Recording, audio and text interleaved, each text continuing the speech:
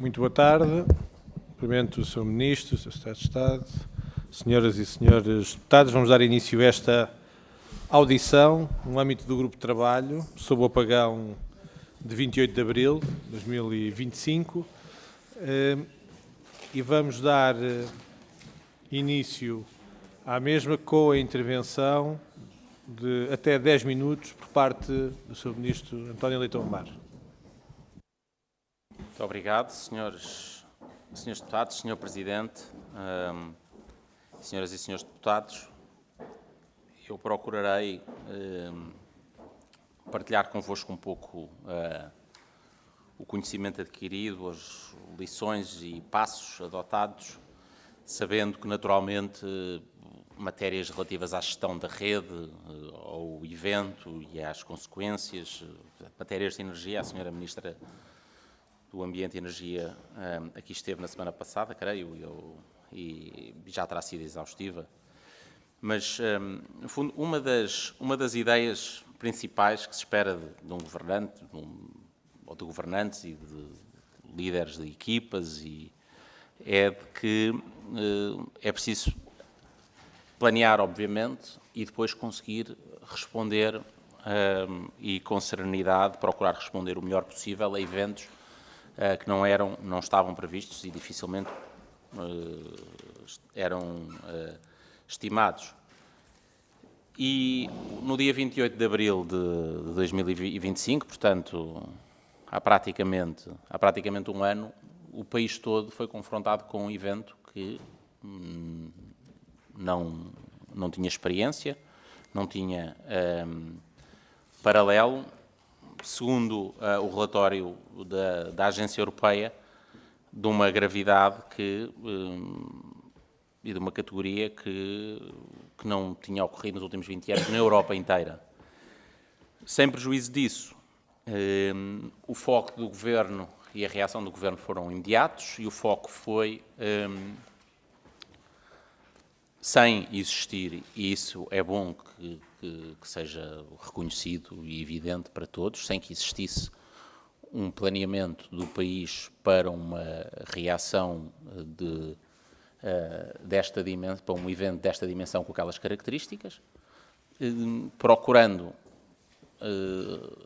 dar prioridade ao apoio, ao socorro e à continuidade nos serviços mais vulneráveis, nos serviços mais decisivos para as condições de vida das pessoas, a começar naturalmente pelos serviços de saúde.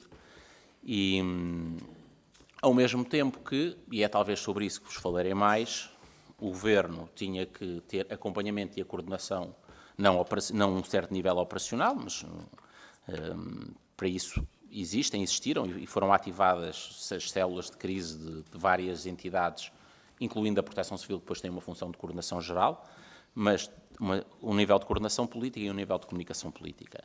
Eu queria recordar que o evento aconteceu, a quebra da luz aconteceu, da energia aconteceu às 11h33.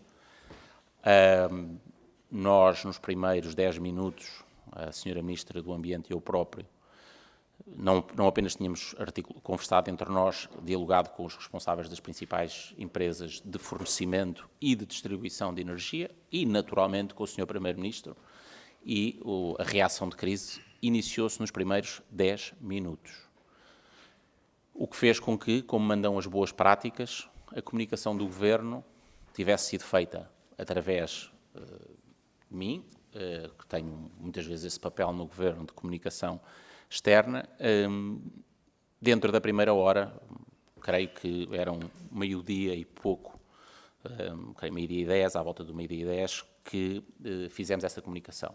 Fizemos a comunicação escolhendo aquele que nós sabíamos, talvez, aí não porque existisse um planeamento como agora existe, mas porque era a nossa intuição e o nosso conhecimento nos indicava, recorrendo primeiro às rádios, porque seria aquele meio que seria mais resiliente, e durante o dia e durante vários eventos, e portanto assim fiz, porque as condições o permitiram e permitiam era o contacto 1 a 1, e assim fiz, começando pelas principais rádios nacionais e depois para as televisões, também pela mesma via, contacto telefónico, porque não havia, obviamente, condição naquele momento para esperar por uma convocação de uma conferência de imprensa ou algo do género.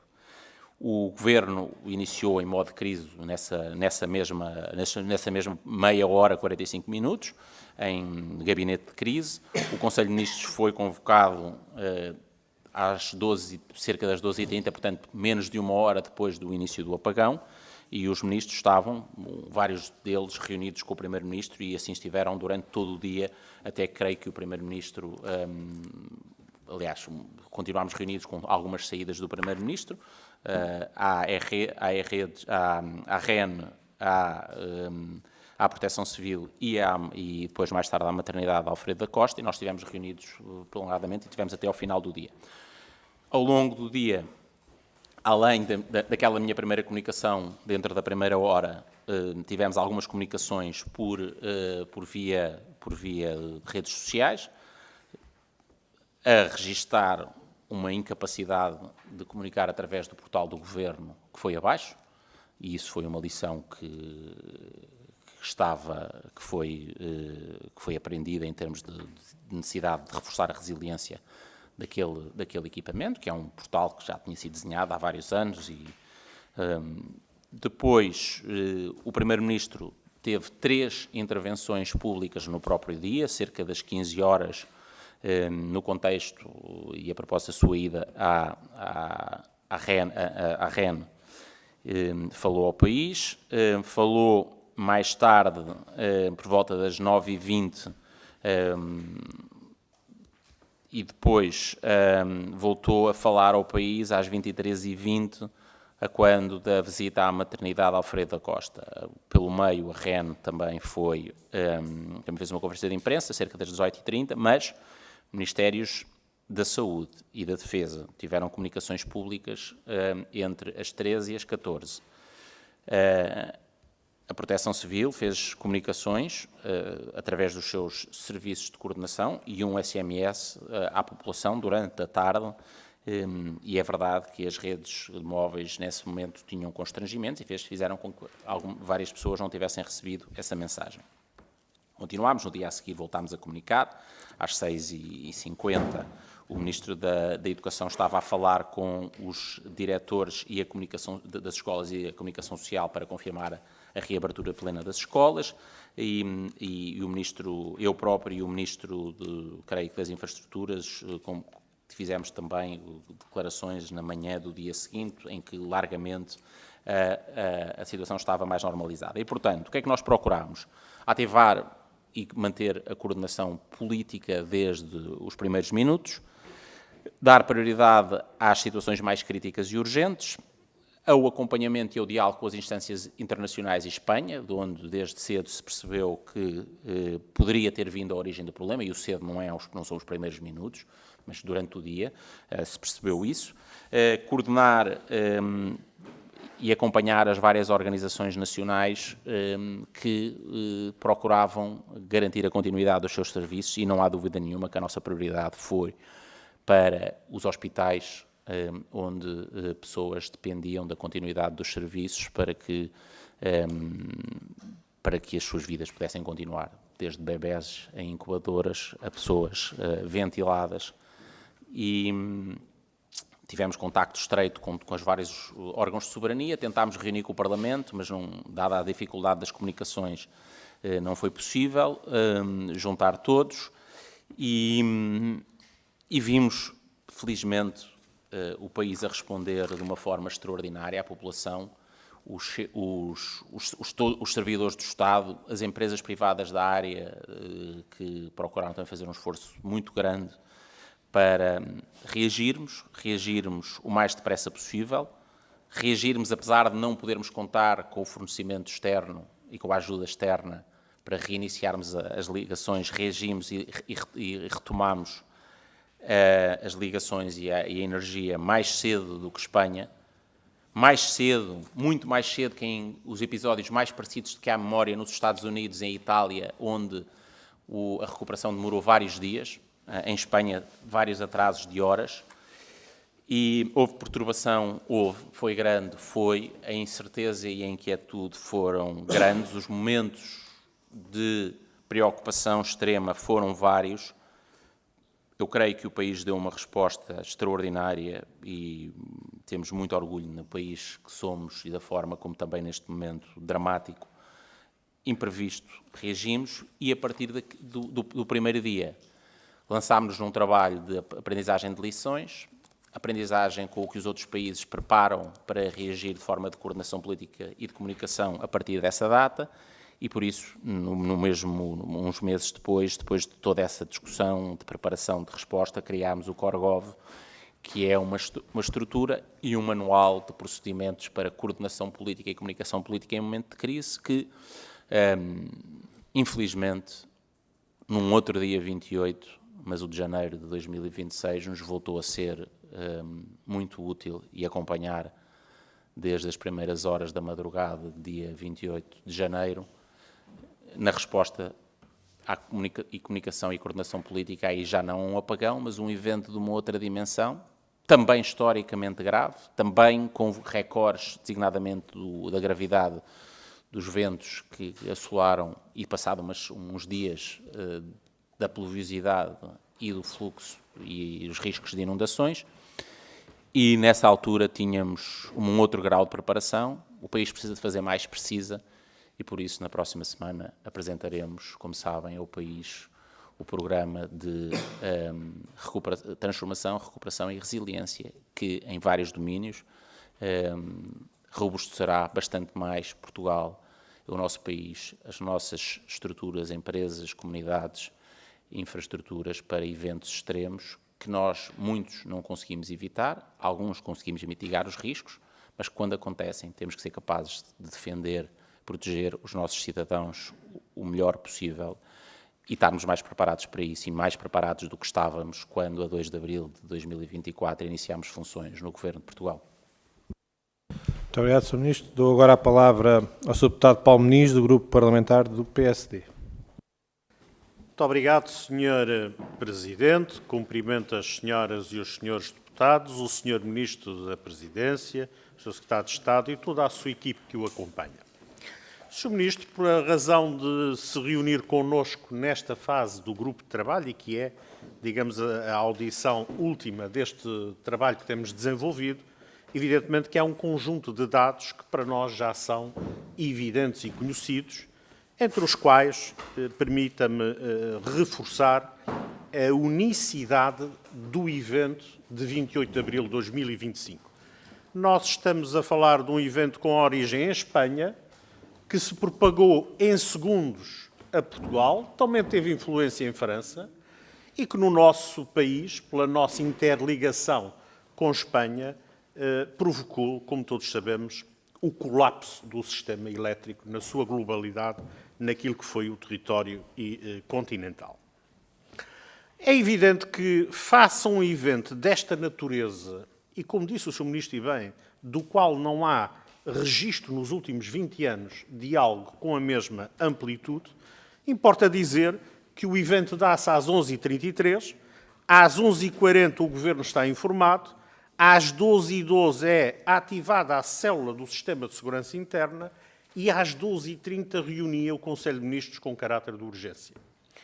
É difícil imaginar maior rapidez de uma resposta de alto nível e de coordenação política a um evento desta dimensão do que esta, que objetivamente, na fita de tempo que eu acabei de ler, se pode evidenciar. Dito isto, também importa dizer que ao longo do dia, e praticamente fomos dormir com, o país foi dormir com a rede de transporte completamente recuperada, recuperação essa que foi feita autónoma e independentemente no país, através das duas centrais de Black Start que possui, e que no início do dia seguinte toda a rede de distribuição, mais de 6 milhões de consumidores, estavam plenamente servidos de energia elétrica. Isto revela que o país soube responder, as populações, os operadores do sistema elétrico, as forças de emergência e segurança, e há um sentimento de alguma satisfação da forma como o país como um todo responde a uma situação muito complexa como esta e que se podia ter complicado se a resposta assim não fosse. É evidente que houve situações que exigem que se tire ilações e ensinamentos, como é evidente, e essas ilações e esses ensinamentos passam pela revisão da forma de comunicar e dos meios utilizados. Nós vimos que algumas das estações móveis, por razão da autonomia energética, foram incapazes de manter até ao fim do evento as comunicações e a cobertura. A forma como nós avisamos as populações é algo que merece uma reflexão e, digamos, uma metodologia para próximas situações, reconhecemos isso, mas também reconhecemos que este foi, porventura, um evento que suscitou uma resposta estruturada do Governo para enfrentar de forma profissional, diríamos assim, e metódica e sistemática a resposta a situações de catástrofe e emergência. Algo, como todos sabemos, como todos constatamos, o país não tinha, e esta foi uma herança também sempre adiada dos governos que nos antecederam. É evidente que, face a estas circunstâncias e neste momento, eu gostaria de colocar à reflexão 3 perguntas ao Sr. Ministro. Em primeiro lugar, qual é a avaliação que faz do funcionamento do modelo de resposta, designadamente do Gabinete de Crise, do Sistema de Segurança Interna e da articulação entre estas diversas entidades, e que aspectos considera e considerou relevantes serem alterados com vista à sua melhoria? A segunda questão tem a ver com aquilo que foram as lições que aprendemos e que o Governo retirou da forma de comunicar com o país, com os cidadãos, quer em termos dos meios técnicos que utiliza para a comunicação, sejam rádio, sejam o cell broadcast ou outros, e em que forma é que estes vários cenários estão hoje compaginados nesta informação à população. E, finalmente, várias infraestruturas críticas. Aliás, o Sr. Ministro teve oportunidade, nas várias comunicações que fez ao longo desse dia, de evidenciar como os hospitais, como as unidades críticas do sistema de saúde não tinham autonomia energética, nomeadamente em combustível e em capacidade de resposta de grupos de emergência. E a pergunta que lhe faço é se já estão a ser desenvolvidos um quadro normativo, regulatório e enquadrador que garanta que as unidades e as infraestruturas críticas passam a ter níveis de prontidão em termos energéticos compatíveis com estas situações. Muito obrigado. Muito obrigado, Sr. Deputado. Dou agora a palavra à Sra. Deputada Rita Matias, do Grupo Parlamentar do Chega. Muito obrigada, Sr. Presidente. Cumprimento a si, aos senhores e às senhoras deputadas e cumprimento também o Sr. Ministro da Presidência e o Sr. Secretário de Estado. Chegámos, de facto, aqui a esta última audição deste grupo de trabalho, depois de dezenas de audições presenciais e de contributos escritos, mas aquilo que resulta deste trabalho já não é meramente um conjunto de dúvidas dispersas, antes, pelo contrário, é um diagnóstico político e institucional relativamente claro.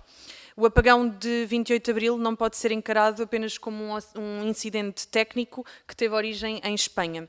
Deve ser interpretado, sobretudo, como um teste à capacidade de coordenação, comando e decisão do Estado português, e este teste, ao contrário daquilo que foi dito anteriormente, revelou atrasos, descoordenação, falhas de comunicação e dependência excessiva do improviso. Desta forma, queria começar por um ponto essencial. No próprio dia do apagão, a narrativa pública do Governo foi de relativa serenidade. O Sr. Ministro falou numa origem aparentemente técnica na rede de transporte, provavelmente em Espanha. O Governo procurou transmitir uma ideia de acompanhamento e controle da situação, mas aquilo que este grupo de trabalho testemunhou ao longo dos vários meses foi outra realidade. Hospitais sob pressão no abastecimento a geradores, falhas e degradação nas comunicações, constrangimentos sérios no INEM, falta de contacto com meios no terreno, dificuldades logísticas no abastecimento de combustível e uma cadeia de comando que nunca apareceu de forma verdadeiramente clara. E por isto a pergunta é direta. O Governo subestimou ou não a gravidade do que estava a acontecer nas primeiras horas? E se não subestimou, como explica a diferença entre a mensagem política de aparente controle e a realidade operacional que aqui foi testemunhada e que ficou documentada de completo desnorte? O segundo ponto tem que ver com a coordenação política da crise. Esta é talvez a questão central da sua audição. Em novembro de 2025, o próprio Sr. Ministro admitiu publicamente que o Governo não tinha um processo de planeamento de coordenação política de crise, nem de comunicação política. E acrescentou que, quando não se tem processos planeados, a alternativa é improvisar. E isto é extremamente relevante porque confirma, pela boca do próprio Ministro da Presidência, aquilo que este grupo de trabalho também ouviu de forma transversal. Houve resposta, mas não existia um modelo político de coordenação preparado para uma crise desta natureza e, portanto, quem é que realmente coordenou no início das primeiras horas a resposta, quem é que decidiu as prioridades, quem é que conseguiu articular energia, combustíveis, saúde, telecomunicações, segurança, proteção civil e se o Sr. Ministro também reconhece que houve improviso, então tem que dizer com clareza onde é que o Estado falhou e quem é que foi politicamente responsável e quem é que politicamente aprendeu com esta falha. O terceiro ponto tem que ver com a REPA e com os combustíveis. Ao longo destas audições ficou claro que quando a eletricidade falhou, o país passou a depender de combustíveis, de logística e de abastecimento prioritário. Ficou também claro que uma das dificuldades mais sérias esteve precisamente aí. E a crítica política que se impõe é esta. A ativação da rede estratégica de postos de abastecimento foi tardia face à velocidade com que a situação se degradava no Governo. Apesar do Sr. Ministro dizer aqui que reagimos o mais depressa possível, a questão é que realmente a REPA foi ativada apenas 9 horas depois do início do apagão, quando a energia já estava a voltar. Quarto ponto tem que ver com a comunicação à população. Este foi outro dos grandes falhanços políticos. A mensagem da Proteção Civil foi enviada tarde e atingiu menos de metade dos destinatários, uma vez que foi enviada quando as comunicações já estavam em baixo. O próprio Primeiro-Ministro reconheceu que depois que a comunicação podia ser melhorada e o Sr. Ministro também admitiu mais tarde que era preciso rever a rapidez e eficácia dos mecanismos de coordenação e comunicação e por isto pergunto se o Governo reconhece ou não que falhou na comunicação à população e se o Sr. Ministro entende que não falhou, então como é que justifica a criação posterior de um centro de resposta para as crises, precisamente para colmatar uma insuficiência que o próprio Governo chegou a reconhecer. Quinto ponto.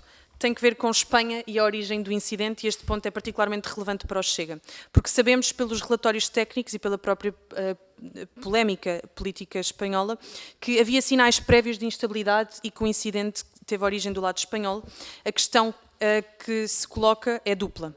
Primeiro, se teve ou não conhecimento prévio destas instabilidades relevantes no sistema ibérico e segundo, uma dimensão que é política, mas também diplomática, se o Governo considera que Portugal foi prejudicado por falhas, omissões ou insuficiências da ação do lado espanhol e se considera ou se estão a considerar exigir responsabilidades, pedir esclarecimentos reforçados ou até discutir compensações no plano ibérico e europeu.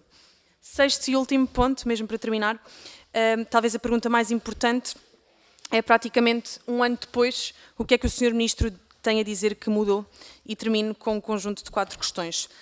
Confirma ou não que no dia 28 de abril o Governo respondeu sem um processo planeado de coordenação política da crise e de comunicação política?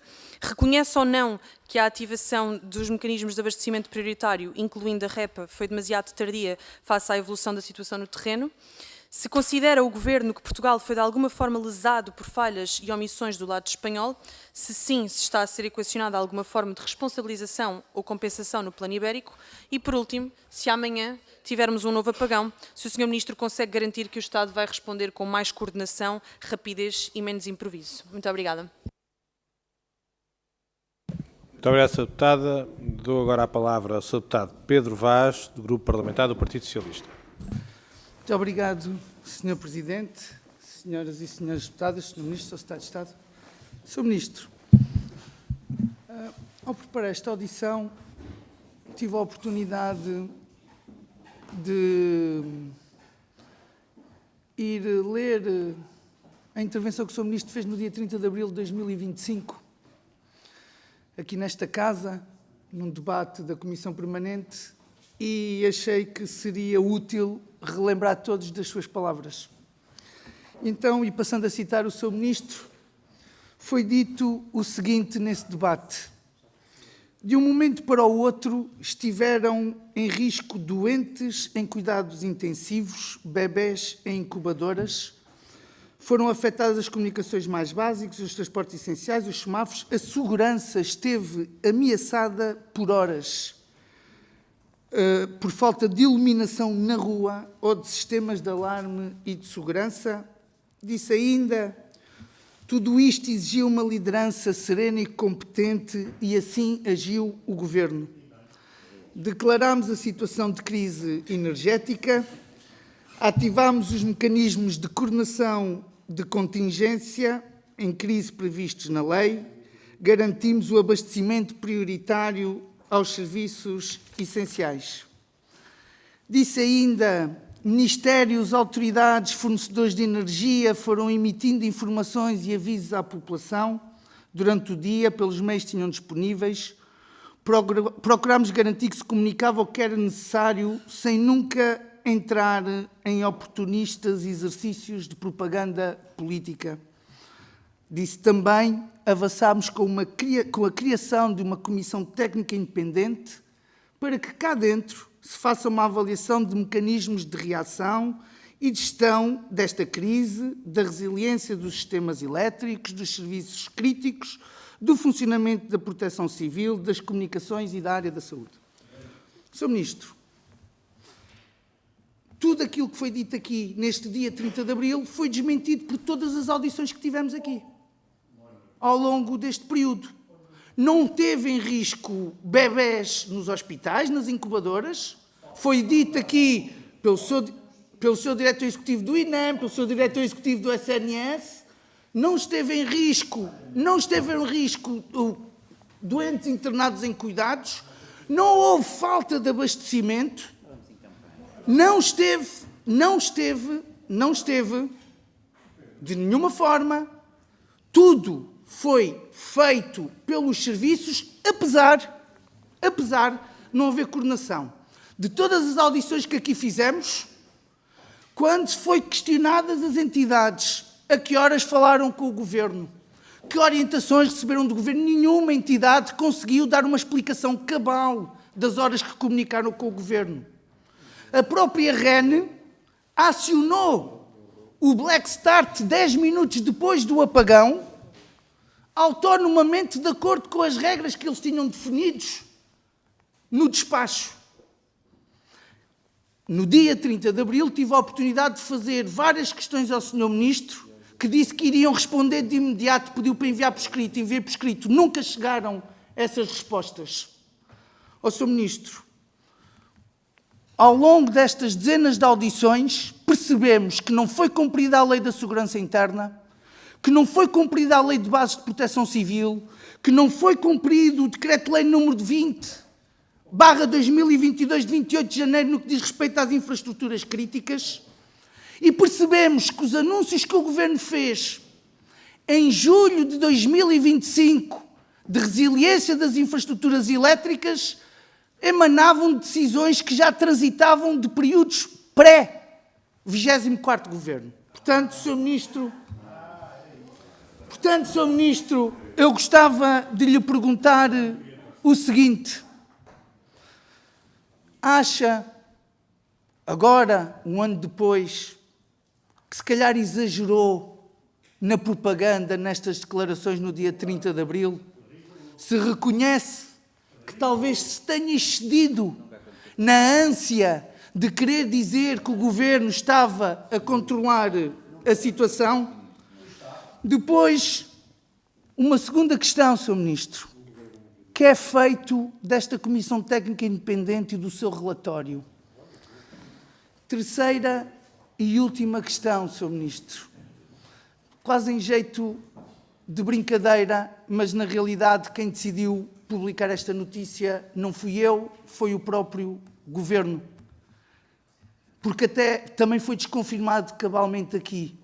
Mas quem foi que se lembrou de telefonar a quem quer que seja no Governo a pedir combustível para a maternidade Alfredo da Costa e que, na altura, andaram a pensar em levar em jerrycans e tirar o combustível dos motoristas, dos carros dos membros do Governo? É que toda a gente disse que isso não é verdade, que ninguém telefonou a pedir combustível e, na realidade, eu precisava...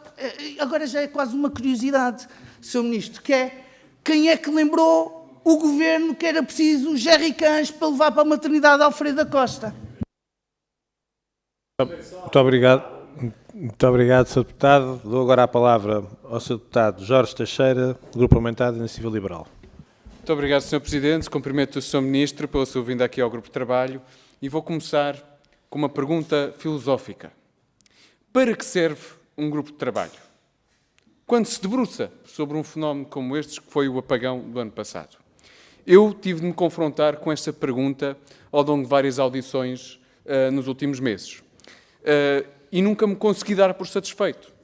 Um grupo de trabalho como este, para ser sincero, não serve para eu vir aqui entalar o Governo. Obviamente que, no jogo político, confronta-se o Governo e escrutina-se o Governo. Mas aquilo que eu procurei fazer, sobretudo, foi perguntar às várias entidades que cá vieram que lições é que retiraram do que aconteceu no ano passado, o que é que consideram que correu mal e o que é que consideram que deve ser melhorado. E devo dizer-lhe que a esmagadora maioria, não estou a falar só do Governo, das entidades que cá vieram, não foram capazes, com sinceridade, se confrontar com aqueles procedimentos que poderiam ter melhorado. Porque vejamos o seguinte, materialmente, o dia 28 de abril de 2025 correu bem. Não houve nenhuma catástrofe, não houve nada que tivesse deslizado. Portanto, a situação correu bem. Podia não ter corrido bem. E, portanto, ainda bem que assim o foi, porque isso dá-nos a oportunidade, após esse teste, de olhar para que mecanismos de coordenação institucional nós tínhamos na altura, que tivessem corrido melhor ou pior, ver como funcionaram numa situação em que não houve um grande dano causado. Portanto, foi uma boa oportunidade para o Governo e para as várias instituições. O que é que vemos que aconteceu? Bom, do ponto de vista técnico, se olharmos sobretudo para o setor da energia, vemos que um mecanismo como o Black Start, que em teoria deve levar bem menos do que 1 hora a ser acionado, levou muitas horas a ser acionado. E apesar da REN nos jurar que é normalíssimo que isso aconteça, da Ministra dizer que é normalíssimo que isso aconteça, Sr. Presidente, eu preciso de condições, nos assegurarem que é normalíssimo que isso aconteça, o Governo veio, daí a poucos meses, anunciar mais 2 contratos Black Start e, portanto, eu fico sem perceber. Então, mas se funcionou tudo bem, porquê é que precisávamos de mais 2? Isso é mais despesa. Eu não vejo nenhum problema que o Governo assuma que os contratos de Black Start que tínhamos não eram bons. Mas eu gostava de ouvir isso. O mesmo se passa com a capacidade de comunicação institucional que o Estado e a Administração Pública têm. Eu ouvi o Presidente da Autoridade Nacional da Proteção Civil a dizer que ficou horas à espera que o Gabinete de Segurança Interna informasse ou não que estávamos numa situação de segurança interna para depois decidir comunicar às populações. E quando recebeu essa informação, já para aí, algo entre as 3 e 5 da tarde, não tenho o número agora em mente, quando a Proteção Civil decidiu contactar as populações, já não havia comunicações. Claro, as pessoas não tinham rede. Portanto, a Proteção Civil, que deve ser das primeiras a comunicar às populações, nem que seja só a dizer, mesmo que não saibam as causas todas, de dizer, estamos aqui e estamos preparados para aceder a qualquer eventualidade, que é aquilo que as pessoas querem ouvir, acima de tudo. A Proteção Civil não foi capaz de o fazer. E depois, é verdade que o Sr. Ministro, em particular, teve uma comunicação tranquila nesse dia, mas não se pode dizer o mesmo de todo o Governo.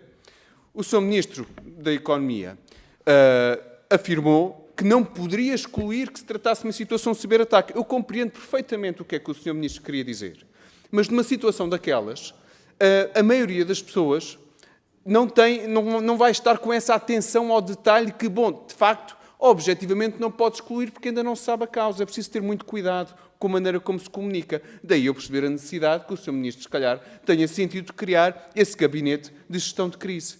Mas é bom que as coisas sejam assumidas claramente.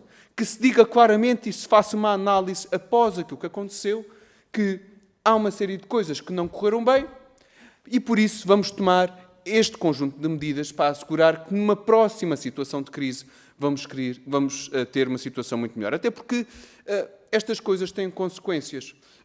Todos nós tiveram acesso, enquanto ainda tiveram acesso a comunicações no decorrer deste apagão, eu por acaso estava fora do país, portanto consegui ter comunicações, viu a quantidade de teorias da conspiração que começaram a circular. Não se pode deixar que isso aconteça e tem-se de comunicar de uma forma muito direta e muito clara às populações. Explicar o que é, o que é que não é e o que é que se está a apurar. Isso não se conseguiu fazer nesse dia. Houve, aliás, um relatório, penso, do ISCTE, que foi feito acerca desta situação, que afirma isso mesmo, e, portanto, muito houve a aprender deste apagão. Eu gostaria, no decorrer deste grupo de trabalho, de ter ouvido as várias entidades e empresas ligadas ao Estado a admitir aquilo que correu melhor, aquilo que correu pior. Não consegui assistir a isso e, por isso, dou ao Sr. Ministro uma última oportunidade para que possa, nesta última audição, fazer esse mesmo exercício. Muito obrigado. Muito obrigado, Sr. Deputado. Dou agora a palavra à Sra. Deputada Inês de Sousa Real, do PAN. Muito obrigada, Sr. Presidente. Cumprimento também o Sr. Ministro e o Sr. Secretário de Estado e não querendo repetir, evidentemente, as perguntas que já foram colocadas, não posso deixar aqui de reforçar esta percepção que existe, não apenas política, mas também na opinião pública, de que houve, de facto, aqui alguns aspectos que correram menos bem, nomeadamente no desencontro não só da informação, na forma tardia também como a mesma foi prestada à população, o que denota que existe aqui ainda uma falta de cultura de prevenção e de segurança do país, ou seja, aqui não é exclusivo de um governo, mas de sucessivos governos e de sucessivos modos de atuação, tendo oscilado não só entre a apatia, os blackouts comunicacionais, acaba por ser sintomática outros episódios, como são as falhas do Ciresp, e, portanto, isto deve levar-nos a pensar como é que podemos tornar o país mais resiliente do ponto de vista das suas infraestruturas e capacidade de resposta essencial, em particular no que diz respeito à comunicação. Depois, por outro lado, a própria resposta do Estado português em contexto de crise, e aqui gostaria de focar em duas dimensões distintas, quer naquilo que é a resposta imediata, quer na preparação e até adaptação, e temos falado muito nesta dimensão até noutras audições, como é o caso do investimento dos fundos comunitários para tornarmos a nossa rede, quer elétrica, quer as infraestruturas essenciais, mais resilientes aos impactos, quer das alterações climáticas, quer a apagões, como o que agora sentimos, independentemente das causas em que possam ocorrer, porque independentemente da causa ser, neste caso, à data desconhecida, a verdade é que de hoje para amanhã, se Portugal for alvo, seja de um ataque cibernético, seja, por exemplo, de um ataque até em contexto de guerra, tudo isto tem que levar a que o país esteja preparado para ter comunicações eficientes quando da necessidade de ativar os sistemas. Depois, a própria autonomia e resiliência da rede nacional. E gostaria também de falar nesta dimensão, porque há um aspecto em que concordo até com a última intervenção. Um grupo de trabalho deve servir para retirarmos aqui conclusões construtivas para o futuro e, portanto, tendo em conta que há muitas narrativas que surgiram deste apagão, como o regresso às centrais, por exemplo, a carvão ou a gás, ou até mesmo a solução do nuclear, quando sabemos que não são solução, seria também importante ouvir da parte do Governo e também do Sr. Ministro o que é que efetivamente, que conclusões também se retiram nestas dimensões da própria produção e da própria capacidade da rede para que num futuro saibamos quais as soluções com que podemos contar. Em relação ao sistema Black Start, e contando aqui com a boa tolerância da mesa, portanto não irei repetir o que já foi colocado, mas tendo em conta que na altura o Governo falou que existiria a possibilidade de construção mais duas centrais, neste caso duas, peço desculpa, não centrais, mas sim da parte eólica, mas também de barragens com o sistema Black Start, o que é que efetivamente está a ser feito? E depois, por outro lado, a migração dos sistemas e dos inversores grid forming, que também na altura foram colocados e que não ouvimos na sua intervenção. Agradeço também pelas respostas que nos possa deixar. Muito obrigado, Sra. Deputada. Vou dar agora a palavra ao Sr. Ministro da Presidência para poder, num tempo até 20 minutos, dar as respostas que entender convenientes. Muito obrigado. Muito obrigado, Sr. Presidente, Senhoras e Senhores Deputados. Obrigado pelas vossas questões. Eu estou aqui a hesitar entre se respondo a quase todos os deputados que perguntaram, que disseram que foi um episódio difícil. Há coisas que eu acho que podiam ter sido melhores. O que é que acha que podem ter sido melhor? Porque temos que melhorar. E um senhor deputado que disse, não aconteceu nada, correu tudo bem. Para que é que vocês exageraram na vossa identificação de riscos? Porque, na verdade, isto foi tudo tão espetacular que nunca nada teve em risco. Se nós olharmos, é sempre muito difícil fazer o contrafactual, mas se passarmos a fronteira e virmos onde governa o guru de político global desse senhor deputado do Partido Socialista que acabou de falar e virmos o que é que aconteceu mesmo de mais demora, de causalidade do problema, infelizmente de fatalidades e de um caos comunicacional, não é? Com a comunicação social, não é? Os partidos a dizerem olhem para Portugal, que em Portugal correu bem. Eu não sei bem o que é que o Partido Socialista anda à procura, mas se o seu padrão é sempre o padrão da liderança do governo espanhol, é por isso que chegou aqui e disse assim, isto como em Portugal foi tão melhor que em Espanha, por isso é que ele acha que não aconteceu nada. Mas eu vou procurar, percebo o exercício de retórica política ao parlamentar, mas eu também achei que vim aqui mais para o contexto construtivo do grupo de trabalho do que para nos gladiarmos politicamente. Mas eu gosto também, sabem que eu gosto também sempre dessa parte, já estive aí, se me derem mais 10 minutos extra, eu também entro por aí fora. Bem, vamos tentar, eu vou tentar procurar responder, no fundo, todos os senhoras e os senhores deputados, e muito bem, perguntaram quais é que são as lições que retiram. As lições são de que estava tudo bem e o país estava todo preparado, a cultura de prevenção e segurança estava impecável e não era preciso fazer nada. Não, não foi nada essa a conclusão que tirámos, então nós tomámos uma série de medidas a seguir. Eu dei exemplos, mas continuarei a dar. Se conhecem medidas que foram anunciadas para a resiliência da rede, para o reforço da capacidade de Black Start, porque o que tínhamos não era suficiente.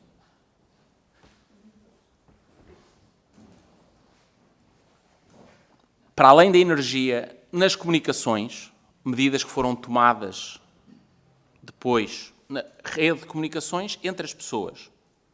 Rede de comunicação entre o centro de comando político ou de proteção civil e a população. Os procedimentos planeados. Eu não retiro nada à palavra que eu disse do improviso. É verdade.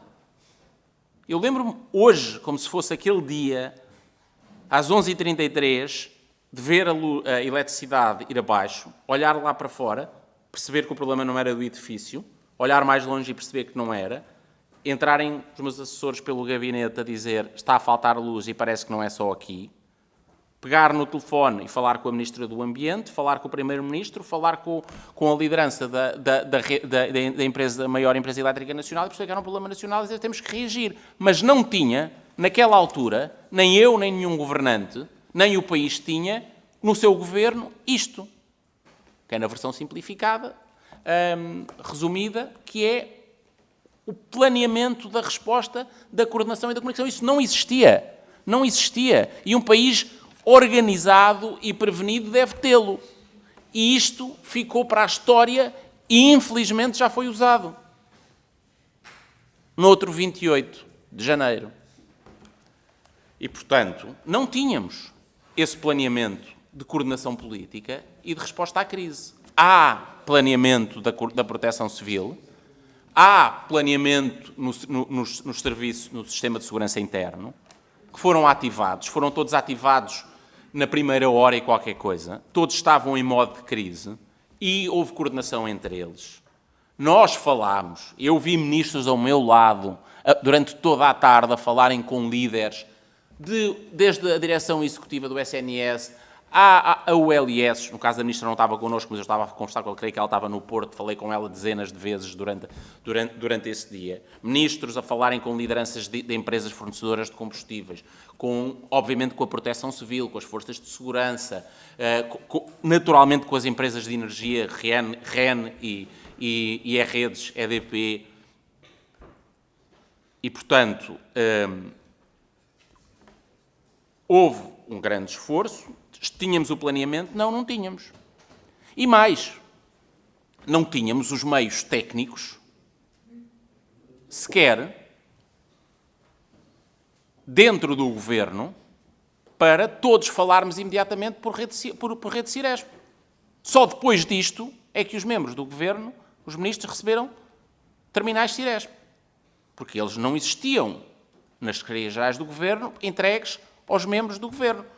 No 28, no 29, no 30, no 31 de janeiro, falámos várias vezes, entre nós, membros do governo, pelos terminais Ciresp, que depois do apagão foram entregues e puderam ser utilizados na sequência do Christine, porque nessa altura se aprendeu a lição de que esse canal era necessário, essa ferramenta era necessária, e ela não existia.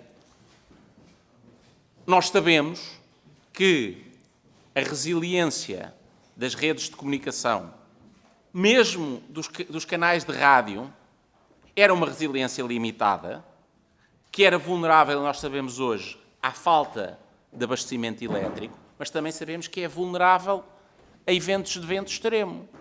E é por causa disso, eu não estou a antecipar nenhuma medida que seja em detalhe, que seja conhecida na próxima semana, mas se verem a nota de conceito do PTRR que foi lançado para discussão pública, está lá assumida a necessidade de reforçar a resiliência de qualquer dessas duas redes, quer a da rádio, quer a de comunicações móveis. E relativamente ao Ciresp, a mesma coisa, foi criado uma equipa de trabalho que já entregou o relatório sobre as necessidades de melhoria do Ciresp. Porquê é que se pede um relatório para estudar as melhorias no Ciresp?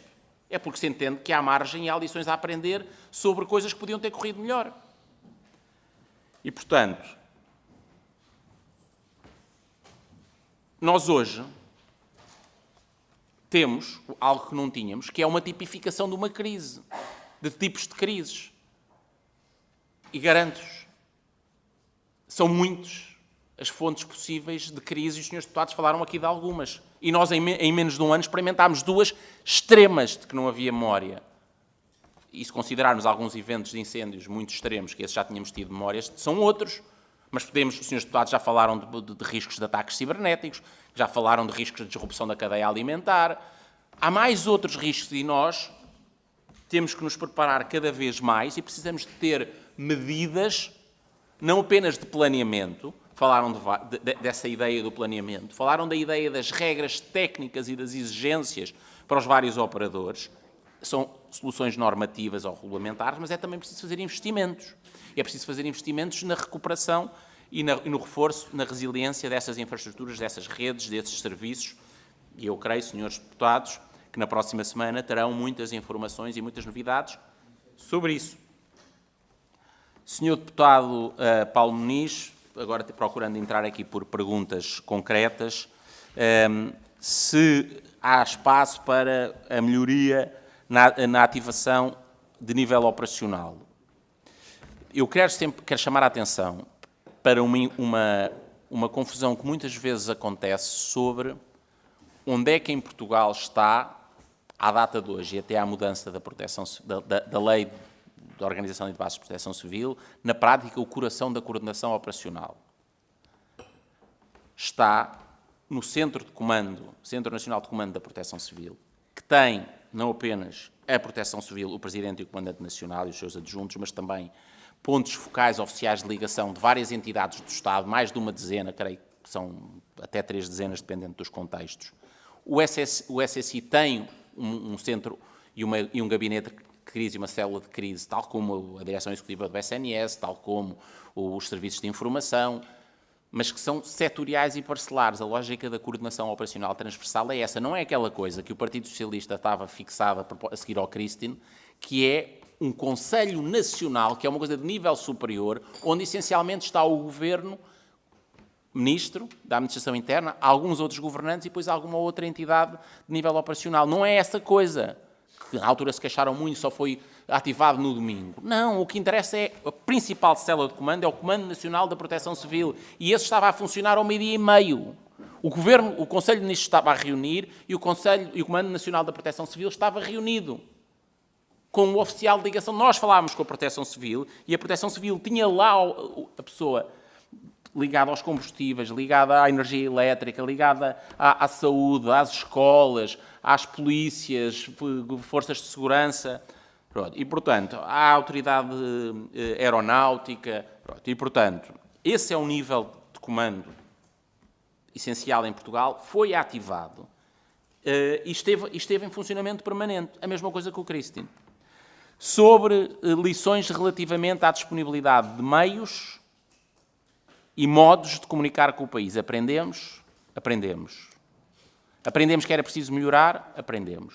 Era preciso planear a comunicação e o circuito de comunicação e os passos a dar? Sim, e nós hoje sabemos. Nós hoje sabemos, o Ministro, que eu espero que não seja eu que tenha que comunicar num contexto de crise, não porque me quero ir embora cedo, porque quero que o país não tenha uma crise destas tão cedo, mas recebe o manual e recebe os passos E o senhor deputado Jorge Teixeira, e eu saúdo, porque isso é um sinal, como várias das vossas perguntas, que estas ações foram úteis, há, nas instâncias de trabalho de crise, um padrão, é o modelo Krebs. O que é que se deve dizer? O que é que eu sei? O que é que eu não sei? E, portanto, o que é que eu não posso excluir? Mas não é alimentar fantasmas, naturalmente. O que é que as populações, quais é que são as principais mensagens dos comportamentos que as populações devem seguir e práticas que devem evitar?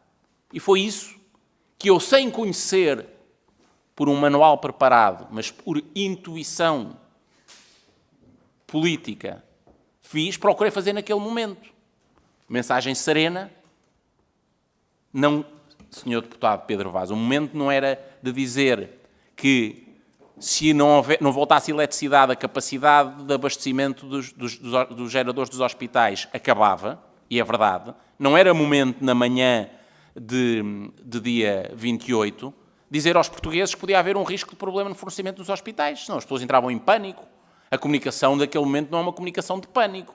A posteriori, nós sabemos que o contrafactual de não se ter conseguido abastecer as infraestruturas críticas e de repor a energia nessa noite, o contrafactual era muito preocupante. Como é evidente, qualquer dos senhores deputados, tanto assim é que todos querem que isto acabe mais cedo. Só o senhor deputado Pedro Vaz é que acha que a energia continuava a fluir, as pessoas continuavam e as infraestruturas continuavam a funcionar se não se fizesse nada. E nunca ia haver problema nenhum. E, portanto, sobre as infraestruturas críticas, Sr. Deputado Paulo Muniz, se há um quadro normativo, sim, há uma estratégia nacional de proteção de infraestruturas críticas que está em fase final e vai ser enquadrada e deverá ser aprovada pouco tempo depois da aprovação do PTRR. Nós, no dia a seguir, recrutámos e confiámos a uma empresa, e é uma empresa, um responsável das nossas equipas, para iniciar o processo de concentração de aprendizagem do processo de coordenação política, para que fosse preparado não apenas o CORGOV, o Centro de Operação e Resposta do Governo, mas também aproveitar todo o conhecimento que existe do Estado para que nós, em momentos subsequentes, pudéssemos estar mais preparados. E foi isso que fizemos. Houve dezenas de reuniões nos meses seguintes para apreender lições sobre o que podia ter corrido melhor. Disse a senhora deputada, perguntou a senhora deputada Rita Matias se o Governo subestimou. Não. Então, um Primeiro-Ministro não fala 3 vezes ao país, o Ministro da Presidência mais uma no espaço de horas, o Governo não se mobiliza em permanência em Conselho de Ministros, todas as autoridades não estão mobilizadas, se nós estivéssemos a subestimar. A senhora deputada pode questionar, e é legítimo, se aqui, acolá e aquele outro se podia ter feito melhor disto ou daquela maneira. Não, é normal, mas nós não subestimamos nada. Aliás, contrasta a sua perspectiva que podemos ter subestimado com o senhor deputado Pedro Vaz, que acha que nós sobreestimamos o que é que estava em causa. Por ele não estava a acontecer nada. E, portanto, correu tudo espetacularmente e não devia ter corrido... Não, pronto. Depois, perguntou quem coordenou. Politicamente, a coordenação máxima de todo o processo foi do Primeiro-Ministro, que convocou o Conselho de Ministros e que coordenou a nossa resposta. Agora, cada um de nós depois assumiu responsabilidades. A mim cabe um pouco coadjuvar o Primeiro-Ministro e tinha comigo que coadjuva o Ministro da Presidência, o Secretário de Estado Adjunto da Presidência, que esteve comigo o tempo todo nessas horas e nessa noite na residência oficial, onde nos concentrámos. A senhora deputada fez uma referência ao tempo da ativação da REPA. Eu quero notar que a senhora deputada estará a fazer referência à publicação da deliberação da ativação da REPA. Nós, às primeiras horas da tarde, tínhamos com a Proteção Civil, que faz a gestão dos fluxos de abastecimento às instituições prioritárias, com as empresas de abastecimento de combustíveis e com as revendedoras e fornecedoras de combustíveis, já o contacto e toda a ativação e todo o funcionamento material do processo, de forma a que fossem sendo garantidas o abastecimento a todas estas instituições e instalações críticas que precisavam deles. Relativamente à comunicação à população, o SMS da Proteção Civil chegou mais tarde do que era desejável. Eu já falei sobre isso no passado, e é por causa disso. Vejam a diferença. No Christine, eu fui acusado porque estava aqui numa comissão parlamentar. Me falaram nisso. Mas houve muita acusação da parte de vários partidos ou agentes no espaço público que acusaram a Proteção Civil de ter mandado mensagens a mais. E cedo demais. Com o risco até, se dizia, de terem banalizado e de não se ter percebido. Percebe-se hoje que a dimensão do que estava a acontecer e do que podia ter a acontecer justificava mesmo aquele número de mensagens que eram necessárias. E, portanto, esse processo é um processo com aperfeiçoamento. Sim, ele teve um aperfeiçoamento. Já relativamente à comunicação à população, não é verdade que pudesse ter sido mais rápido. A senhora deputada terminou a perguntar se uma das lições é que se o Estado puder reagir, se acontecesse uma coisa destas amanhã, o Estado agiria de uma forma mais coordenada, com menos improviso e com mais rapidez. Eu diria, com menos improviso, sim. Nós hoje temos o Corgov, que da perspectiva da coordenação e comunicação política do Governo é menos improvisada, é muito mais planeada. Sim. Portanto, a resposta amanhã, tal como no Christine, já foi com menos improviso. Mas mais rápido não era possível. A rapidez, eu volto a repetir, eu estava a comunicar ao país no canal certo, procurando, e eu agradeço a referência que um dos senhores deputados fez à referência da comunicação ter sido pausada. Eu sei que estavam a querer fazer o contraste com outras comunicações do Governo, e de forma um bocadinho provocatória, mas não é disso que eu quero falar. Nós comunicámos, e comunicámos depressa e transmitimos as mensagens que interessavam fazer ali. O Primeiro-Ministro comunicou várias vezes, nós estávamos reunidos em crise, em modo de crise, rapidamente, e portanto a resposta mais rápida é praticamente impossível, com menos improviso seguramente, porque agora temos planeamento, de forma coordenada. Nós hoje já sabemos mais coisas sobre a coordenação que não sabíamos antes. Algumas, infelizmente, na história dos povos, há coisas que podem ser planeadas e há eventos que mesmo planeados, acontecem e se desenvolvem de forma diferente do planeado. E a capacidade dos povos e das suas lideranças é não apenas planear bem, mas conseguir responder bem e ajustar bem, seja no campo de batalha, seja numa mesa de cirurgias, seja num governo de um país, à medida que alguma coisa possa acontecer diferente do que estava previsto.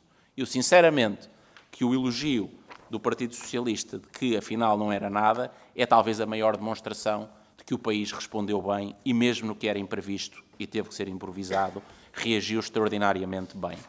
Relativamente às perguntas sobre o evento e o tema da rede e a relação com a Espanha, quer a Sra. Deputada Rita Matias, quer o Sr. Deputado Jorge Teixeira, quer a Sra. Deputada Inês Sousa Real fizeram perguntas. Eu remeto para as respostas que a Sra. Ministra do Ambiente e Energia aqui respondeu, mas nós hoje sabemos isto. Perguntaram se Portugal foi lesado, se os portugueses foram lesados. Claro que foram lesados. Houve pessoas que não conseguiram fazer o que queriam estar a fazer, atividades que não puderam acontecer da mesma forma e vidas que foram perturbadas. Isso é uma lesão. A causa não foi em Portugal? Sim, a causa não foi em Portugal. E, como sabem, Sra.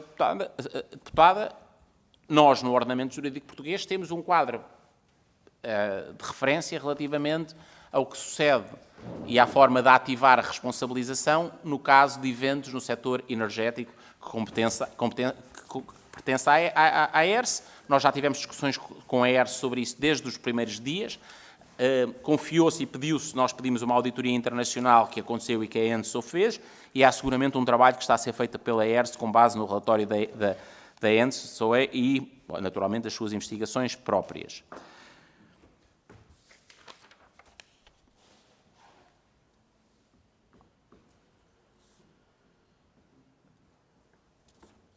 Creio que respondi às perguntas da Sra. Deputada Rita Matias. Sr. Deputado Pedro Vaz, se eu acho que nós... Enfim, eu acho que já respondi. Se nós sobreestimamos o que estava a acontecer ou dissemos que o evento afinal não tinha riscos, ou que inventámos riscos que o evento não tinha, não, acho que não. A avaliação, portanto, foi pedida a avaliação independente europeia, que foi feita às causas da crise. Foram pedidos várias avaliações, a ANACOM fez uma avaliação sobre o tema das comunicações, e a avaliação global e política, a evolução do Parlamento foi para tomar uma decisão de fazer essa avaliação aqui. Portanto, nós temos várias avaliações setoriais, feitas pelas entidades competentes, com funções de regulação que realizaram, e a da avaliação global política está a ser feita por este grupo de trabalho. Eu pergunto ao Sr. Deputado se acha que depois do trabalho deste grupo de trabalho continua a ser necessário um trabalho de uma comissão independente. Eu creio e confio muito no trabalho que os Srs. Deputados estão a fazer nessa perspectiva de avaliação transversal, e eu estou muito interessado, sinceramente, no resultado do vosso trabalho, porque eu tenho a certeza que, mesmo que nós achemos que já encontramos várias melhorias e já estamos a introduzir várias melhorias, os senhores deputados e as senhoras deputadas que fizeram outras perguntas, ouviram outras pessoas ou em outros momentos com outra informação, vão encontrar outras melhorias que nós queremos fazer e queremos trazer, porque nós queremos pôr o país mais seguro e mais preparado.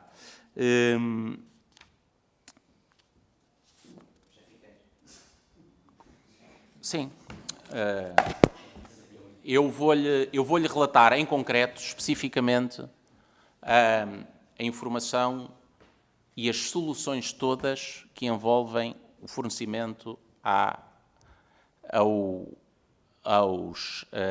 infraestruturas hospitalares da área central de Lisboa, e peço ao Sr. Secretário de Estado Adjunto, se eu me tiver a falhar alguma coisa, que me complemente, porque assistimos e participámos ambos nos mesmos eventos, mas eu creio que o Hospital de São José, mas sobretudo a informação mais exigente era a Estefânia e a maternidade Alfredo da Costa, sobre a qual estávamos a receber a mesma informação que estávamos a receber sobre as unidades hospitalares do país inteiro, que eram estimativas de duração das reservas de combustível, que eram diferentes. Houve casos até de o gasóleo já nem estar em condições próprias, porque já estava lá há tanto tempo que perde o potencial. E foi identificada e foi-nos transmitida via a Administração da Saúde para a Sra. Ministra e da Sra. Ministra para nós, uma informação que também chegava à Proteção Civil e ao Comando Nacional, um certo cenário de tempo de estimado fornecimento, de duração do combustível que existia naqueles centros hospitalares, que em avaliações são sempre muito largas, ia qualquer coisa entre 45 minutos, creio, e 1 hora e qualquer coisa, 2 horas, sendo que são capacidades sempre limitadas e que depois os circuitos de distribuição têm a responsabilidade de servir prioritariamente, e é uma gestão dinâmica porque, de novo, mesmo que houvesse um planeamento perfeito, no momento pode haver algo nessas capacidades, como, por exemplo, degradação da capacidade do combustível, pode ter, imaginem, haver uma fuga no depósito de combustível, o que seja, que possa tornar aquilo diferente, e depois há a necessidade de fazer uma ativação em tempo real e uma correção e um ajustamento. A solução, por defeito, para aquela área da região de Lisboa, era um caminhão cisterna que vinha da Trafaria para fornecer aquele núcleo, que estava a ser monitorizado e que tinha tempo de sobra com margem.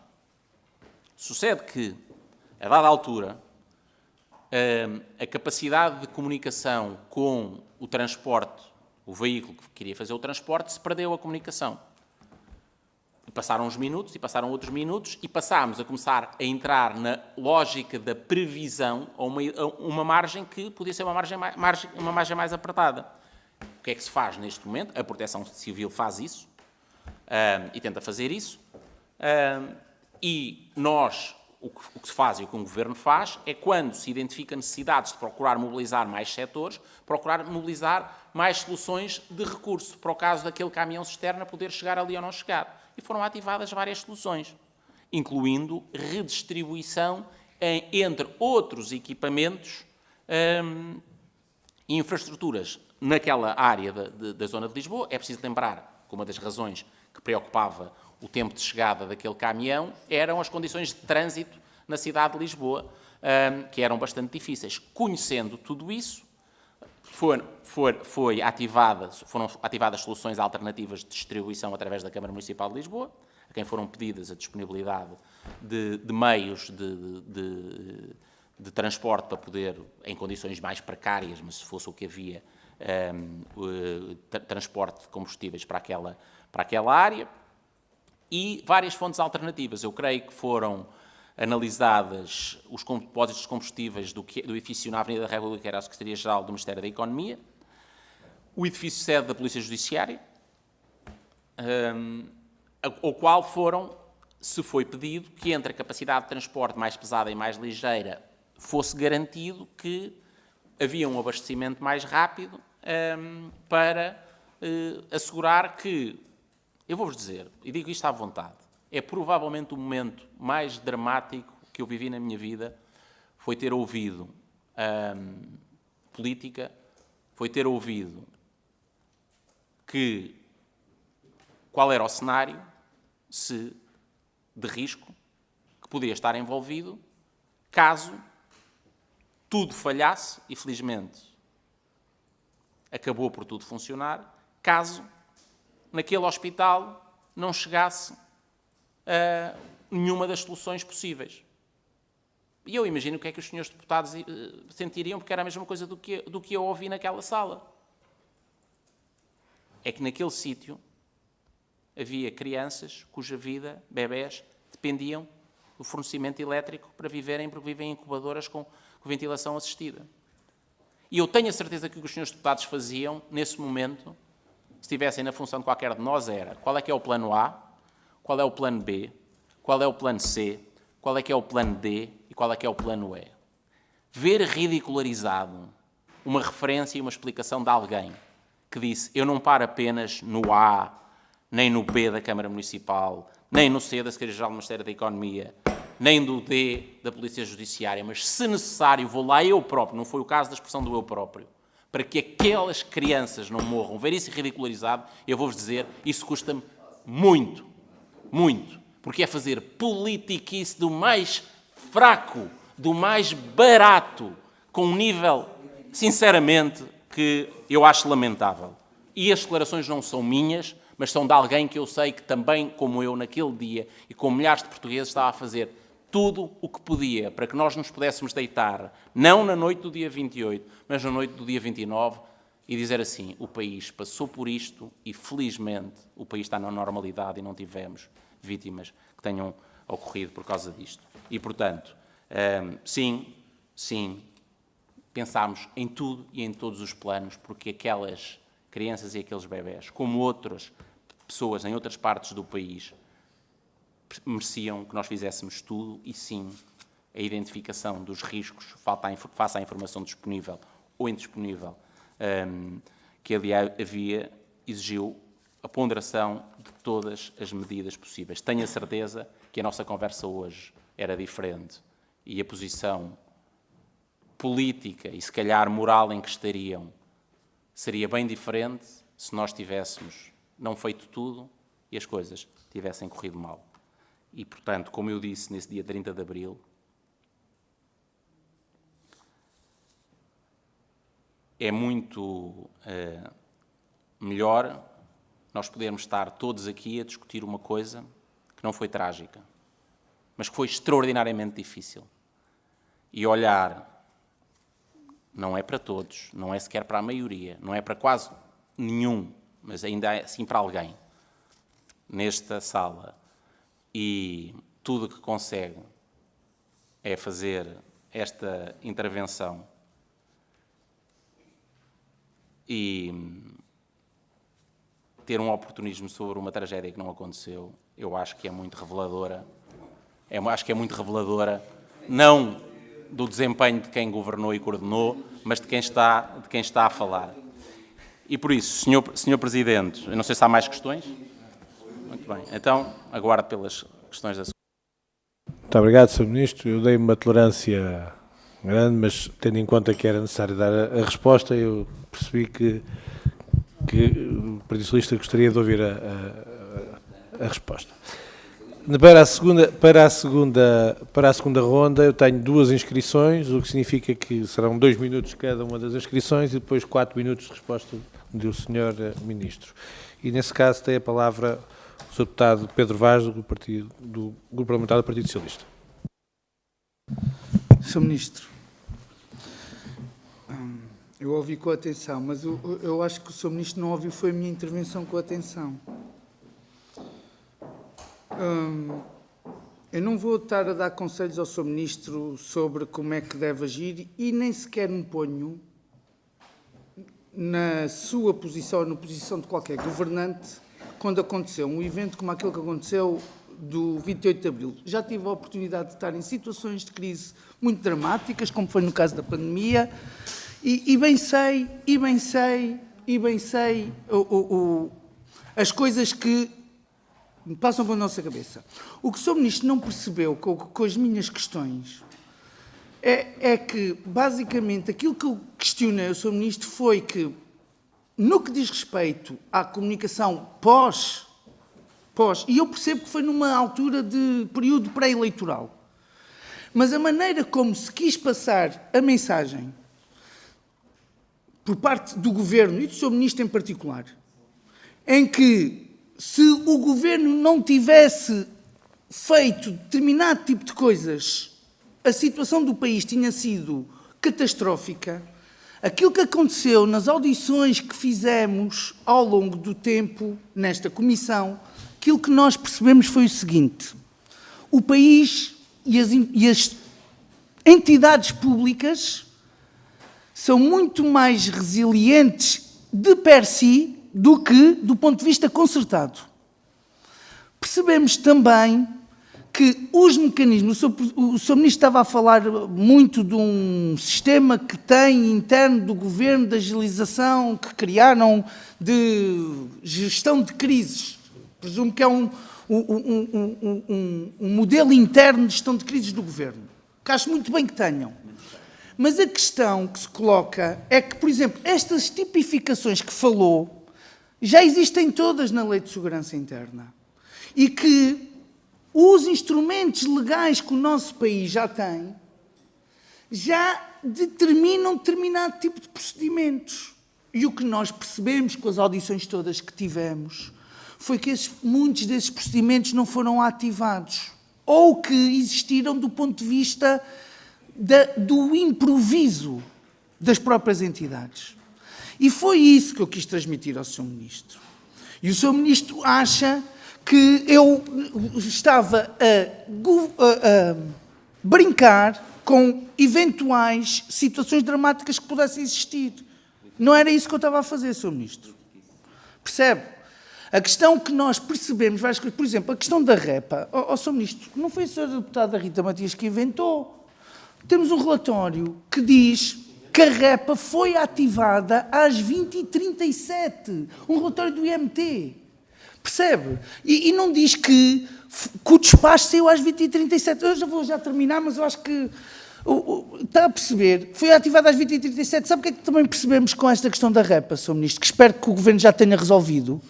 É que a grande maioria dos postos de abastecimento não tinham autonomia energética para poderem, desta REPA, para poderem trabalhar, tirando as 2 autoestradas. Está a perceber? E é isto. Todas estas coisas nós temos que ter lições aprendidas de cada crise que enfrentamos enquanto país. Portanto, aquilo que eu quis demonstrar ao Sr. Ministro, e já agora gostava de dizer o seguinte: este grupo de trabalho foi criado, vou terminar, Sr. Presidente, peço imensa desculpa, este grupo de trabalho foi criado por proposta do grupo parlamentar do PS, com a aprovação de todos os grupos parlamentares. Na altura, o Partido Socialista entendeu que não faria, e houve uma proposta do Grupo Parlamentar do LIVRE, uma comissão parlamentar de inquérito, e achámos bem que isto podia ser trabalhado no âmbito do Grupo de Trabalho na Comissão de Ambiente. Mas, em todo o caso, gostava de já agora de transmitir ao Sr. Ministro, que é a última audição que fazemos, que, apesar de tudo, o Grupo de Trabalho não teve a colaboração de todas as entidades públicas. E que o Grupo Parlamentar do Partido Socialista, ao contrário do que o Sr. Ministro quis induzir, não está a fazer chincana política. Sabe porquê? Porque nós abdicámos de ouvir uma série de ministros e ex-ministros para ver se tínhamos um relatório a tempo do dia 29 de abril e que tinham sido aprovados por esta Comissão. E se fosse para fazer esse número que o Sr. Ministro está a querer, quis dizer que eu estava a fazer com a minha intervenção, nós não tínhamos abdicado porque tinham sido aprovadas essas audições. Isto, na realidade, só para lhe dizer o seguinte, Sr. Ministro, obviamente que temos que politicamente, peço desculpa, Sr. Presidente, obviamente que temos que questionar o Governo, faz parte do nosso trabalho, faz parte da nossa missão aqui. E, obviamente, também temos o direito e o dever de dizer ao Governo e aos portugueses que, por vezes, na ânsia de querer mostrar trabalho, os governos fazem coisas ou anunciam coisas, e isto não é um defeito deste Governo, que vão um bocadinho para lá daquilo que deveriam fazer em determinado tipo de situações, como é a crise que tivemos naquele dia 28 de abril. Obrigado. Muito obrigado, Sr. Deputado. Dou a palavra ao Sr. Deputado Paulo Muniz, do Grupo Parlamentar do PSD. Muito obrigado, Sr. Presidente. Eu começo por dizer que, de facto, após a intervenção do Partido Socialista, esta e da primeira ronda, ainda bem que o Governo não era do Partido Socialista. Porque, de facto, o Sr. Deputado Pedro Vaz fez na sua última intervenção uma coisa fantástica. Disse que o Governo não precisa de coordenar, que as entidades, por si só, resolvem e sabem o que têm que fazer. E logo a seguir acusa o Governo de uma falta de coordenação e de articulação. Ó, Sr. Deputado, o Sr. Deputado nunca, felizmente, penso eu, viveu um sismo na sua vida. E espero que nunca venha a viver, mas eu já vivi. E, portanto, aquilo que o Sr. Deputado esteve a tentar dizer, que é uma preparação a mais, que é uma antecipação cautelosa do pior cenário, é porque nunca o viveu. Porque, de facto, na gestão de emergência, é fundamental, no estabelecimento das prioridades e da criticidade e da capacidade de avaliação correta, a preparação de vários cenários de resposta para que, no limite, aquilo que é a salvaguarda da vida humana seja garantido. E foi isto que foi feito, e como o Sr. Ministro bem explicou, e não vale a pena virem com a história do exemplo do Jarricão. Há outros exemplos, muito mais aparentemente caricatos, mas que cumprem a sua missão última, que é a salvaguarda da vida humana e também dos bens. E isso, só quem passa pelo momento da agonia é que dá o valor e sabe como fazer. É fácil de bancada lançar soundbites quando, pelo menos, a preparação de um modelo e de um sistema de resposta os senhores deviam ter deixado. Quando várias vezes eu próprio, vários ministros da Administração Interna, incluindo principalmente o ministro Eduardo Cabrita, aludi em detalhe para a fragilidade do Ciresp que os senhores colocaram, fizeram bola. E, portanto, aquilo que aqui foi dito hoje foi uma resposta detalhada com os instrumentos que existiam e que, como veremos já na próxima semana, induziu um manual de resposta. Vai haver a resposta do grupo de trabalho, como a senhora Ministra, o Sr. Deputado estava presente na audição, anunciou para a próxima semana, e um conjunto de outras medidas, entre elas novas centrais para Black Start, para responder àquilo que não havia. E é isto que deve ser enaltecido. É fácil de bancada os senhores dizerem o que deveria ter sido feito quando o vosso contributo governativo foi absolutamente bola. Não venha com as histórias do tempo do Black Start, porque eu vou-lhe dizer qual é o problema. A senhora Ministra explicou que centrais de ciclo combinado têm um tempo de pré-aquecimento antes das máquinas poderem estar habilitadas a serem ligadas à rede. Mais ainda, quando uma central está pronta num Black Start, não é garantido que ela, ao interligar à rede, consiga aguentar-se, porque há perturbações que demoram mais do que aquilo que os senhores gostariam e todos nós gostaríamos. Mas é o aliar-nos dessas questões técnicas de detalhe que permite estas observações que tocam a raia da leviandade. Não é para o Sr. Ministro, porque o Sr. Ministro não se está a rir. O Sr. Ministro encara essas situações com sentido de Estado e responsabilidade. São questões sérias que na hora da agonia põem em causa vidas. E os senhores acharam graça, como se fosse no limite preciso levar jarricãs à maternidade Alfredo da Costa, acharam que foi caricato. Não, os senhores acharam graça. Não. Os senhores acharam graça. E o Sr. Ministro disse que, no limite, se isto fosse necessário para salvar vidas, falo-ia. E é esta a diferença. É esta a diferença da capacidade de resposta e do sentido de Estado. Mas os senhores podem continuar divertidos, porque, felizmente, o atual governo do país tem um compromisso com um aumento de resiliência consubstanciado nos instrumentos que ali estão e nas medidas que o PTRR vai implementar, porque estamos a falar de investimento que já devia ter sido feito há muito, especialmente na rede Ciresp. Não se esqueçam que a rede Ciresp, durante os 8 anos que os senhores tiveram responsabilidade governativa e tiveram demasiadas oportunidades e alertas para robustecer, para alterar o seu modelo de funcionamento e torná-lo efetivamente soberano e resiliente, fizeram nada. E o que fizeram demonstrou as fragilidades que agora têm que ser corrigidas, como o Sr. Ministro da Administração Interna, ainda esta semana em audição, disse. Portanto, em suma, é fácil de ser treinador de bancada, ficava-vos bonito reconhecer aquilo que foi feito numa hora dramática, numa hora importante para o país, e nesta altura, em vez da politiquice, talvez um espírito e um sentido de Estado tivesse ficado melhor. Muito obrigado. Muito obrigado, Sr. Deputado. Dou agora a palavra ao Sr. Ministro para poder dar a resposta, ainda que fossem 4 minutos, terei o cuidado da tolerância necessária com as tolerâncias que foram dadas. Muito obrigado. Sr. Presidente, eu acho que não houve propriamente perguntas, houve mais aí um debate e um conjunto de clarificações. Eu devo dizer, para ser justo neste ping-pong, que esta intervenção do Sr. Deputado Pedro Vaz me pareceu bastante mais útil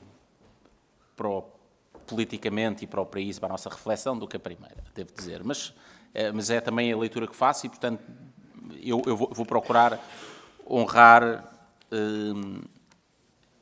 o elevar esta discussão em termos de racionalidade, clarificar só um ponto que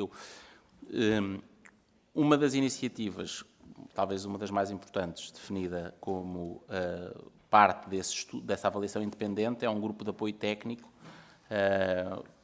focado sobretudo na área da rede, que é composto por especialistas nacionais na área da energia, redes e segurança de abastecimento, e eu creio que já há um trabalho feito, mas eu creio que haverá novidades para breve, mais conclusões sobre este grupo de aconselhamento técnico, e eu não tenho dúvidas nenhumas, porque eu já estive na oposição, já tive que escrutinar e de ser deputado da oposição, escrutinar o governo em momentos dramáticos que o país vivia, uns onde o dramatismo era muito grande, mas houve tempo de adaptação, como é o caso da pandemia, não é? Que foram meses para ir corrigindo. Não quero dizer que não fosse dramático, e eu honro muito todos os governantes que tenham passado por isso. Ou coisas mais de curto prazo e que tiveram efeitos terríveis, como os incêndios de 2017, e sei que quando se pedem avaliações independentes, nós estamos a fazer 3 coisas ao mesmo tempo.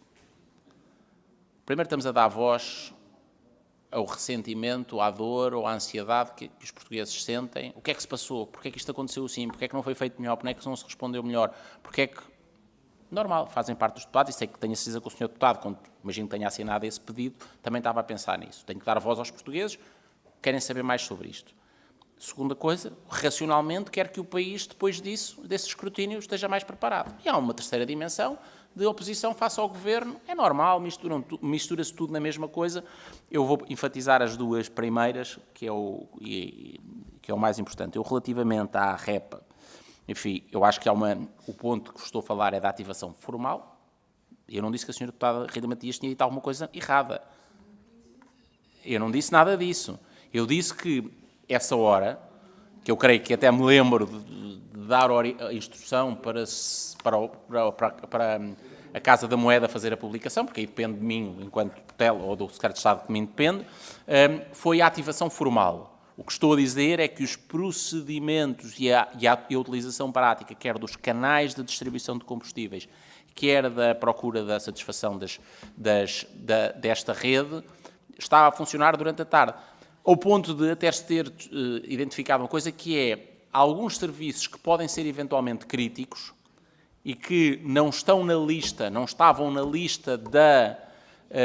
da portaria ou do regulamento, quem tem acesso ao fornecimento de emergência, poder ser acrescentado porque não estava. Eu não sei se não são as operadoras de comunicações que não estão e que os seus carros ou quem eles contratam para fazer a distribuição de combustíveis nos contactavam a dizer: nós precisamos para fazer chegar e nós não estamos na REPA, porque já se estava a funcionar em modo REPA.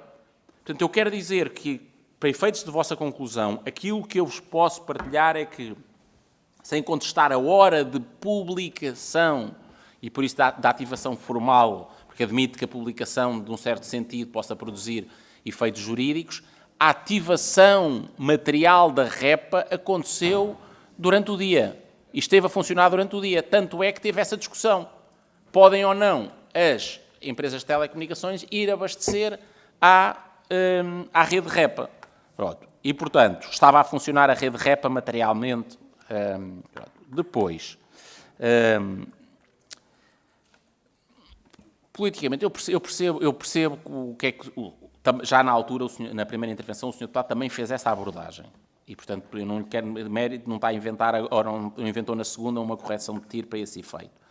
Que é a ideia que quer transmitir que nós, e talvez eu, naquela vinda ao Parlamento em nome do Governo, tenhamos dito que as coisas só funcionaram porque nós éramos o treinador que estávamos a dar os... Não, repare, não pode ser, quer dizer, eu não sou comunista, nem sou socialista.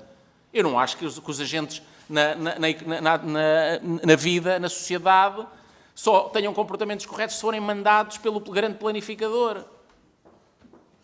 Nada disso. Aliás, eu tive cuidado de dizer que aquele resultado era uma vitória e um mérito do país,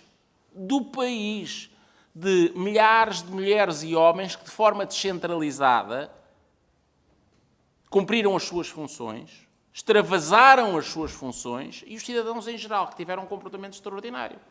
Há bocado usou tom jocoso a propósito da referência da segurança. O Sr. Deputado sabe muito bem que uma noite sem acesso à eletricidade é um risco de segurança de comportamentos na rua, mesmo que o nosso povo seja um povo geralmente ordeiro. E por isso, o comportamento dos cidadãos e a presença das polícias nas ruas, Polícia e Guarda Nacional Republicana nas ruas, foi muito importante para manter a segurança. Ia acontecer a mesma coisa ou não? Nós não sabemos, mas se nós acharmos que não ia acontecer nada, nós não tínhamos elementos de prevenção, não tínhamos polícias, não tinha segurança, porque as coisas não... Pronto. E, portanto, o mérito foi mesmo coletivo.